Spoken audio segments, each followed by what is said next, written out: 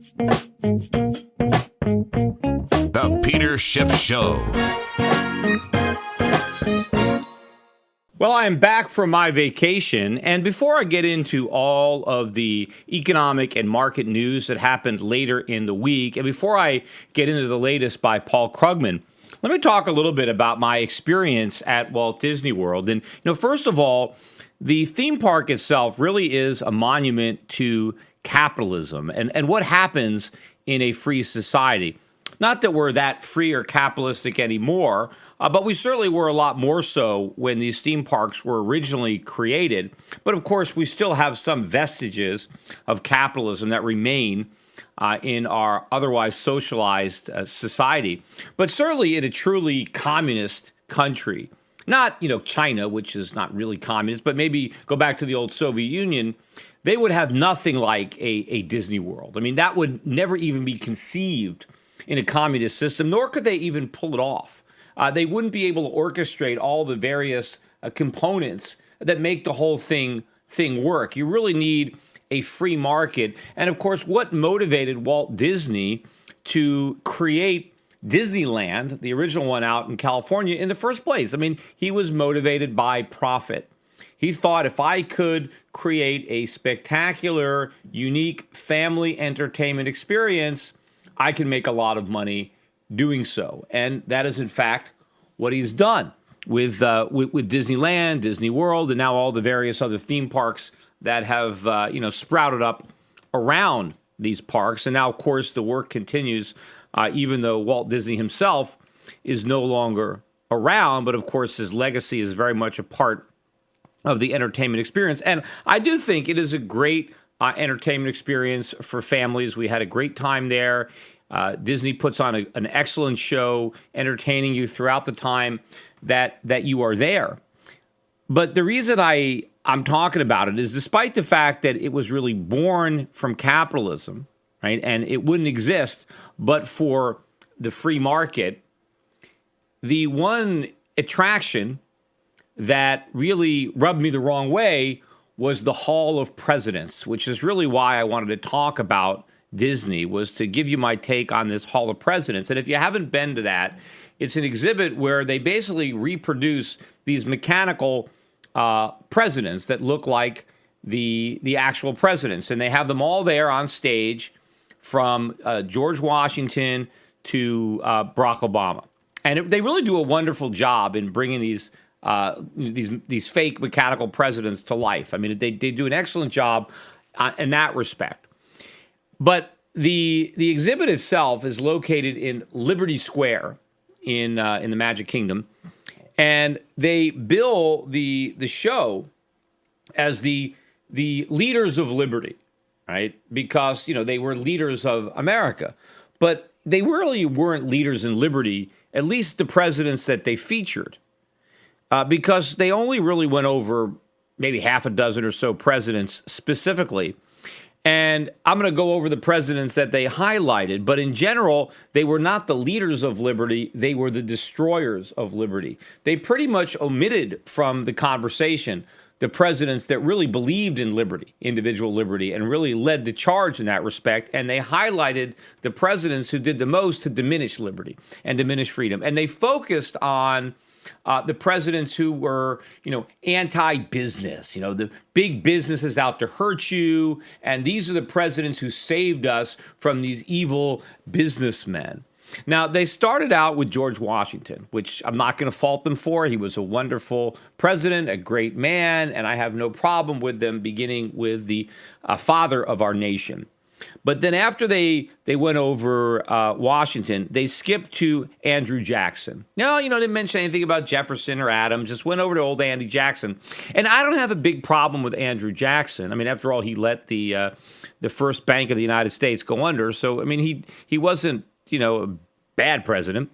But they really only focused on Andy Jackson to highlight the fact that he came from humble origins, that he was a regular guy, a man of the people, right?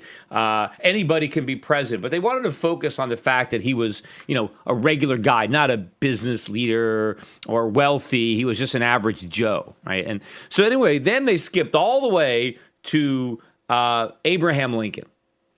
And of course, obviously anybody that is going to highlight the presidents, I mean, it's hard not to highlight what happened under Lincoln. And obviously a lot of the facts are kind of controversial, but I'm not going to dispute that he was a very significant president and, did some good things and some things that weren't so good. And there were a lot of bad precedents that came out of the Civil War, like paper money and the income tax. I mean, that's where they first reared their ugly heads. And the precedent that allowed them to be recreated later on, again, came back to the Civil War. And again, technically, yes, it wasn't a civil war because in a civil war, you have two sides that are fighting for control of the same country. That wasn't the case in the Civil War. The South was not trying to control the Union. They were trying to leave the Union, and the North was trying to prevent it. So in that sense, it wasn't really a typical civil war, although it was a war. Maybe the war between the states is a more accurate way to refer to it.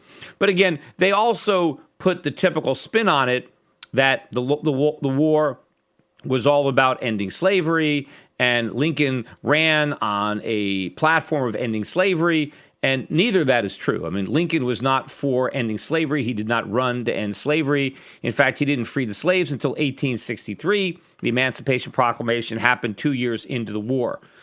So Lincoln had stated that if he could have avoided the war and by preserving slavery, then he would have done it. I mean, certainly you could say the war was fought over the expansion of slavery, but it wasn't fought to end it. But ultimately, it did end it, and that was a good thing. I am not defending slavery. But again, there was a revisionist type historical slant to the way they covered the period. And again, not that I'm defending slavery. I'm not, and I'm glad it's over. But, we need to understand history in its proper perspective, and historians tend to want to rewrite it based on their own narrative. But I don't have a big problem with Lincoln. Now I have a problem with everybody that came next, because after Lincoln, they fast forwarded all the way to Teddy Roosevelt. And why did they like Teddy Roosevelt? Because he was the trust buster, right? Because he attacked big business. He protected the little guy from the greedy businessman. This is basically what they were saying when they highlighted the achievements of Teddy Roosevelt. And then after Teddy Roosevelt, they skipped all the way over to the next Roosevelt, FDR. And of course, they were going on and on about how FDR saved the country, from the greedy businessmen. We had this collapse, and he came in and brought us out of the Depression, which, of course, didn't happen. Roosevelt did not bring us out of the Depression. Right? He helped create the Depression. Yes, he inherited it from Hoover, but then he made it worse. And of course, they don't mention when Roosevelt ran, he ran against the big government of the Hoover administration. He promised to balance the budget. He promised less government, cut government spending, lower taxes. That's what Roosevelt ran on. But when he became elected, he abandoned everything that he ran on and proceeded to expand all the failed policies of Hoover and basically, shredded the Constitution, packed the Supreme Court. I mean, had all kinds of unconstitutional programs that were enacted. I mean, some of them struck down, rightfully so, but others that should have been struck down weren't. But the Depression didn't end until the Second World War ended. Harry Truman was president when the Depression ended, not Roosevelt. So he didn't get us out of anything. Yes, people went back to work during the Second World War, fighting the war, but that didn't end the Depression. We had a lot of sacrifice going on here on the home front while we were fighting the war and running up huge debts. But the recovery didn't really start until government dramatically shrank in the years after the ending of hostilities, when government cut spending. When government started to pay back the money it borrowed, that's when the peacetime economy really started to grow.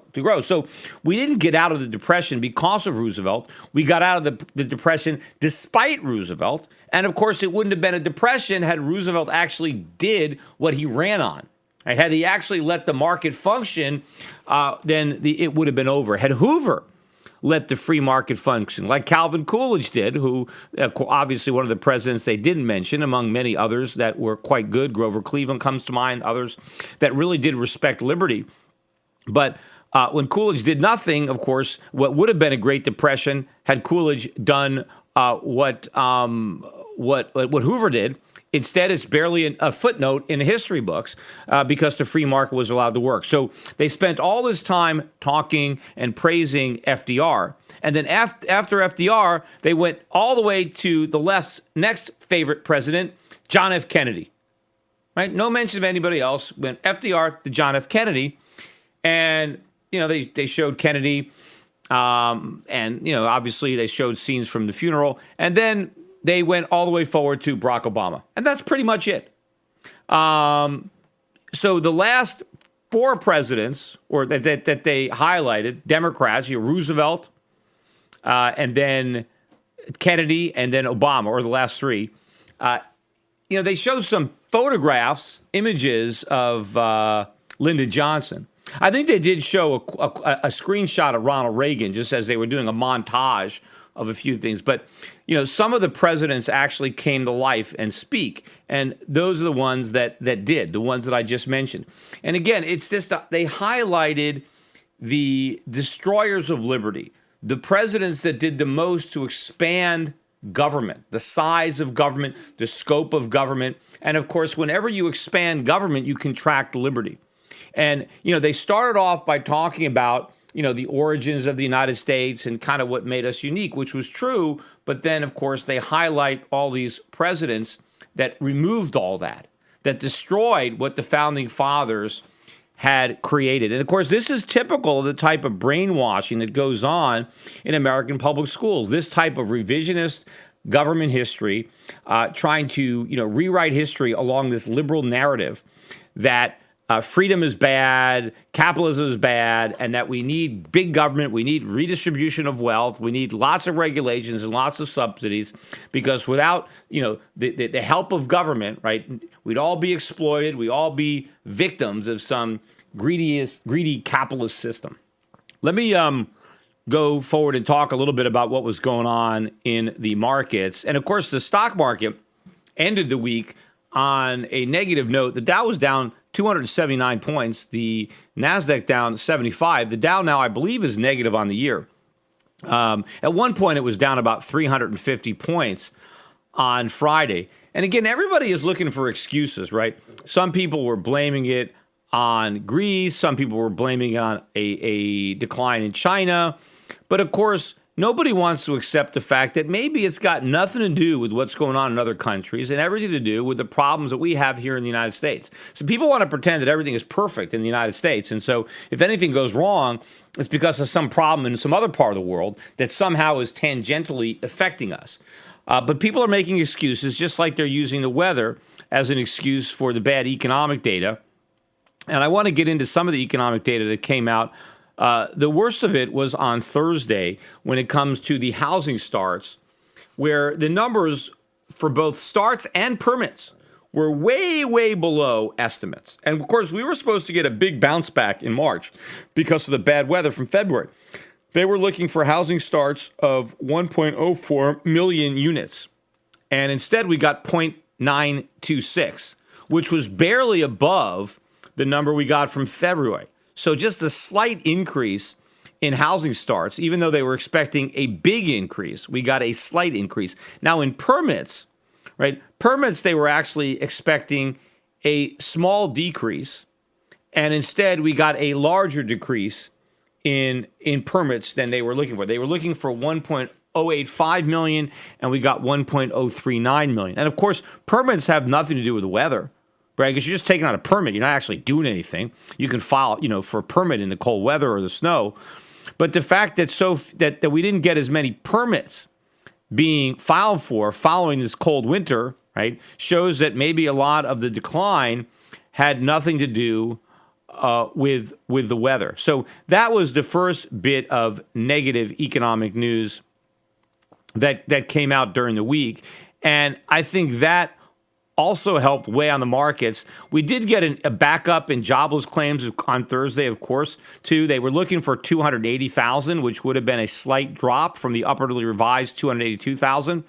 Instead, we got 294,000, so 14,000 claims higher. So unemployment moving back up towards that 300,000 level. I think we're going to get back up there. But On Friday, we got some more economic news. We did get leading economic indicators, which came in a little bit below. They were looking for 0.3, following the 0.2 from February.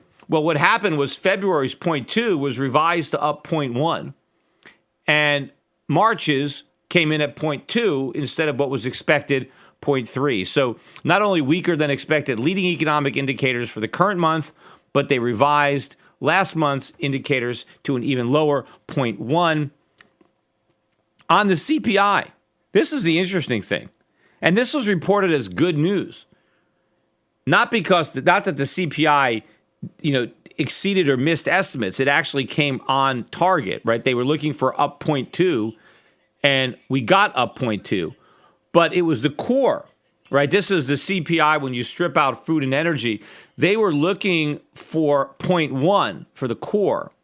And instead, the core was up 0.2, right? Twice what they had expected. And all day long, on CNBC, they were referring to this because I was watching it on the plane. I was flying home on Friday, and so I was able to watch some of the news. And they kept talking about the better than expected inflation data. Better than expected? Inflation being higher than they thought was better than expected. This is how they look at it. Higher inflation is good. It's better. See, it's not worse. And if you actually want to know why core inflation was up so much, although 0.2 is nothing compared to what it's going to be, but what was leading the way in the core was increases in rents and healthcare. And that's good news that your rent went up. I mean, normally, if your rent get raised, you're pissed off about that. No one is excited that their rent was raised. Hey, honey, I got good news. The landlord just raised our rent. See, most people are upset when the landlord raises the rent, but not the economists. They think it's a good thing. They think it's great news that rents are going up. Same thing with medical bills. Hey, it costs more money to go to the doctor. Hey, that's good news. The news was better than expected because medical costs were higher than expected. This is the topsy-turvy world that we live in. But some people, I think, are trying to attribute maybe the sell-off in the market on Friday to this hotter than expected core CPI, which maybe somehow indicates that the economy is stronger than, that we thought, or that the Fed is more likely to maybe raise rates because now it has to contain inflation. What these people haven't figured out is that this is all a bluff. I mean, the Fed could talk about why it might raise interest rates in response to higher inflation, but it's never going to do it. I mean, it's going to tolerate the higher inflation, just like it tolerated the lower unemployment. They're going to move that 2% goalpost further and further away every time they approach it. But people still haven't figured that out. So that does weigh on the markets. The dollar, though, despite that, the dollar had a very, very weak week, and the euro finished above 108. The Canadian dollar had its strongest week maybe in years. It did surrender some of the gains on Friday. Canada also had its highest core inflation, I think, in 5 years. So maybe they're considering that good news. Well, I think the good news is going to get better for the Canadians because I think inflation is going to pick up. But I also think it looks like the Canadian dollar has, in fact, bottomed. And I've been talking about that for a while. So there could be a very big rally going forward in not only that currency, but several other currencies as well that are likely going to be experiencing good news in the form of higher inflation. And as a result, they are going to be raising their interest rates. But clearly, the weakness in the stock market, the weakening in the economic data, as I have repeated many times, makes the June rate hike less and less likely in the minds of traders. Now, in reality, it's not making it less likely because the probability was already zero, right? But most people didn't know that. They thought the Fed might do it. So the people that actually believe the Fed now, based on the data, again, are pushing the rate hikes back to September. But again, the data is not going to improve between now and September. It's only going to get worse. And I think as that data continues to reveal itself, and the narrative slowly untangles of the U.S. recovery and higher interest rates, I think this decline in the dollar is going to gather a lot more momentum.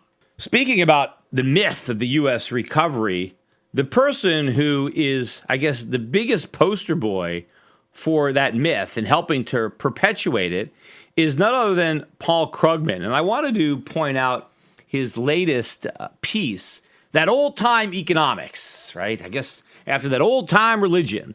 And once again, Paul Krugman is patting himself on the back for having been right and criticizing everybody else who was against him, and they're all wrong, particularly Europe. And that's one of the favorite punching boys of Paul Krugman is Europe. But it's interesting, of course, that Europe has been a very Keynesian-ish, society, and that many of these European nations have had all sorts of big governments that you would think Paul Krugman would love. They run big deficits. They have lots of redistributive programs, welfare states, all kinds of stuff, yet they're in crises. And somehow Paul Krugman thinks Europe proves that Keynesianism works, that big government and deficit spending works, when in fact, Europe proves the opposite. Europe is in trouble precisely because they did all the things that Paul Krugman thinks are so great. But of course, the general perception today is that since the financial crisis, right, America is in better shape than Europe because we took Paul Krugman's advice and followed that old-time economics called Keynesianism, and Europe rejected it, right? And perception, again, is not reality. And what Paul Krugman does in this is he references an article by Wolfgang Schäuble, who is the finance minister in Germany. I wish we had a guy like that here. And he's basically highly critical of this. And he basically says that Wolfgang Schäuble, he says, in referring to this article, which he linked to, he said, it's a flat-out rejection of everything we know about macroeconomics. That's right, because macroeconomics is BS. It is the astrology of astronomy, right? It is complete nonsense, and it ought to be rejected.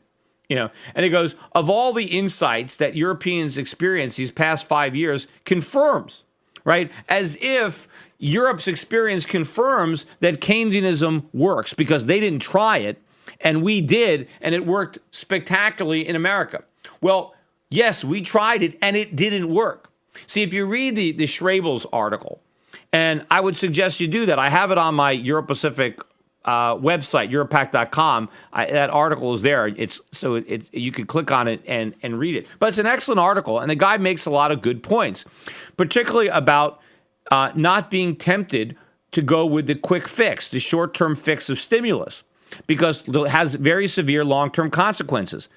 That's what Paul Krugman doesn't understand. It's like little kids have a hard time grasping the consequences of what they do, which is why, the parents make decisions for kids because they don't have enough intellect or experience to really understand the consequences. Well, in that sense, Paul Krugman has never grown up because he is a little kid when it comes to economics. He can't think beyond the immediate.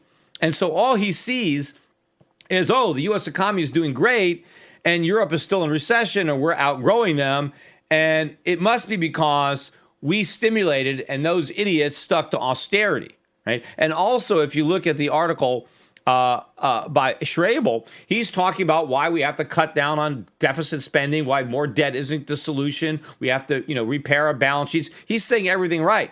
What Paul Krugman is saying is we need more debt. But all of these countries in Europe, all these countries in Europe are loaded up with debt. That's how they got into so much trouble. I mean, if debt was going to fuel expansions, then Europe never would have got into trouble in the first place because they had plenty of debt. The problem is the debt was the problem, and Germany isn't stupid enough to think that debt is the answer for a problem of debt. You don't get out of debt by borrowing more money. But that's what Paul Krugman thinks. But what you can do with borrowing more money is dig yourself into a deeper hole and blow yourself a bigger bubble, which is the only thing that we've accomplished. And it's going to be very interesting to see Paul Krugman's reaction when the U.S. economy slips back into recession and Europe is growing. Because now what is he going to say? Because I do believe that even though Europe's approach wasn't perfect, it was much better than ours. And we are going to suffer the consequences of our politically expedient and ill-guided stimulus championed by Paul Krugman. Now, of course, initially, Krugman's reaction is going to be, well, we just need more stimulus. It doesn't prove I'm wrong, but it just proves we didn't do enough of it because it was working and it just wasn't enough. But it was never working. It just creates the illusion that it's working because all Krugman looks at is the government numbers, the rigged CPI numbers, or he just looks at the stock market or the housing market.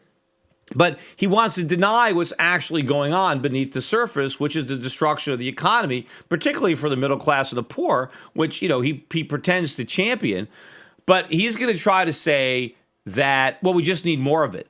But more of it is not going to work, especially if I'm right and the dollar drops and all of a sudden these inflation numbers really start to pick up. And now the official measures of inflation don't have a one handle or maybe even a two handle, but a three handle or a four handle. And imagine that. If official inflation doubles from where it is now, imagine how bad unofficial inflation is. Because right now they're claiming there's practically no inflation and we're all experiencing it. In a rather dramatic fashion. I forget if I mentioned this example in my last podcast, but I know I got my bill for my pool service that we hire every summer. We have a service that cleans the pool. They change the chemicals. They do whatever they do. But they increased the price from last year by 10.5%. That's just in 1 year. It's the exact same service, but it's 10.5% more expensive. I mean, does that happen in an environment where there's no inflation? Why would they be jacking the prices up like that? I'm sure that they're dealing with higher costs for their chemicals or higher, healthcare costs for their employees, whatever it is. But they're just passing it on to me and raising prices. And this is going on in an environment where there's no inflation. Imagine how expensive it's going to be to clean my pool when we have 4 or 5% inflation. But that's what's coming, and it's going to be impossible for Paul Krugman to continue to declare victory in the face of all that overwhelming evidence that the policies have been a complete and abject failure.